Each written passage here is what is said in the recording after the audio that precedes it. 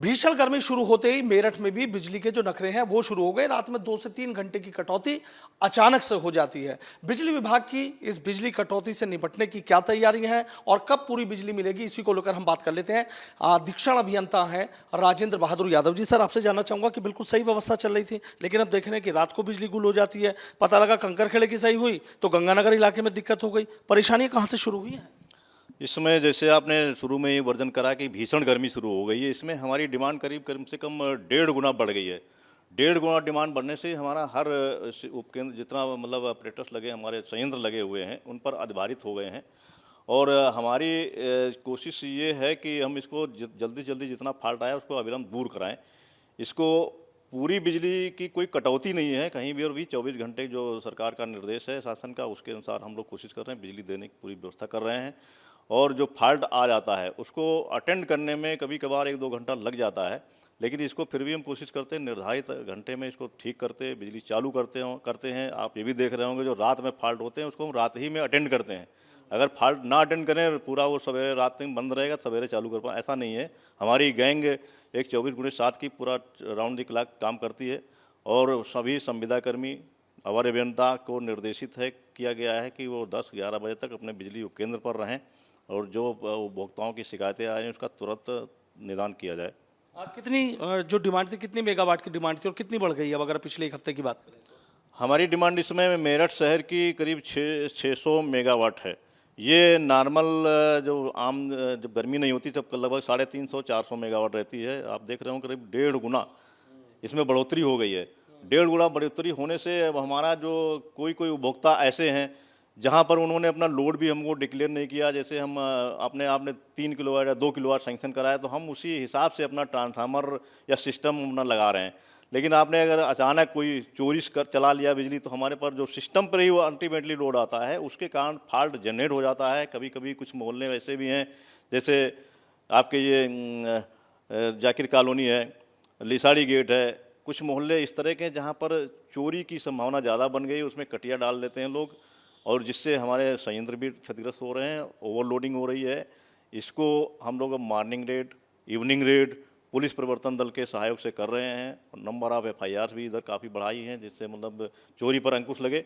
और जो उपभोक्ता अपना बिल दे रहे हैं, ईमानदारी से बिल दे रहे हैं, उनको हम बेहतर से बेहतर बिजली आपूर्ति करने की व्यवस्था करें, सुनिश्चित अच्छा सर, ये मेरी चीज़ जो आपने कहा कि जो ईमानदार बिजली उपभोक्ता हैं समय से बिल दे रहे हैं, लेकिन आप देख रहे हैं कि जो कटौती है, क्या इसका कोई समाधान है, स्थायी समाधान, कि 24 घंटे जिस तरीके से बिजली मिल रही थी वो मिल सके?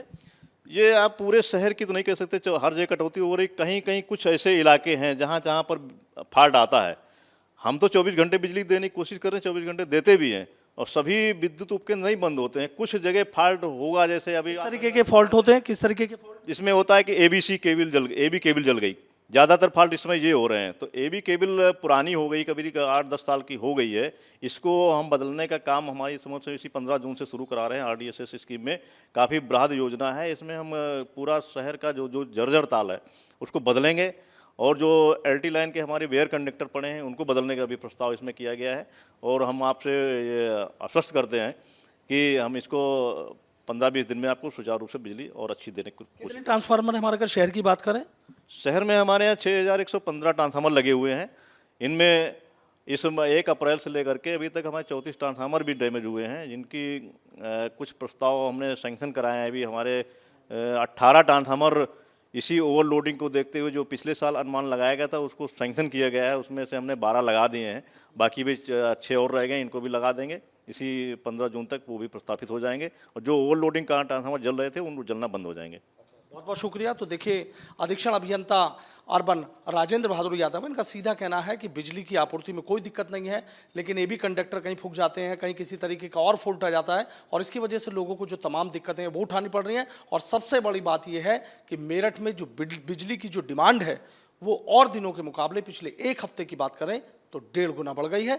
यानी अब इस संकट थोड़ा सा बना रहेगा और फॉल्ट के लिए कह रहे हैं कि जो फॉल्ट है उनको टीम लगातार दुरुस्त करा रही है, लेकिन कहीं ना कहीं भीषण गर्मी में जब बिजली कटौती हो जाती है तो उपभोक्ताओं को, लोगों को तमाम मुश्किल हालातों का सामना करना पड़ता है। कुमार अग्रवाल। अच्छा, हम जी एक चीज़ जानो, बिजली की क्या स्थिति है? बहुत ख़राब स्थिति है। इन्वर्टर चार्ज नहीं हो पा रहे हैं, बिल्कुल काम नहीं हो पा रहा। रात में गर्मी लगती है, 2-2, 3-3, 4-4 घंटे लाइट गायब रहती है। कब से स्थिति हुई? ये स्थिति तो मैं समझ रहा हूँ 4-5 दिन से चली रही है, कम से कम इससे पहले से भी है, लेकिन अब ज़्यादा हो गई 4-5 दिन। हाँ, तो दिक्कतें तो बहुत आ रही होंगी। बहुत ज़्यादा दिक्कत है। लाइट से बहुत लोग परेशान हैं और बस इन्वर्टर भी काम नहीं कर रहे हैं कुछ, और चार्ज भी नहीं हो रहा है, तो बहुत दिक्कत आ रही है सब लोगों को जो है लाइटिंग में। ठीक है।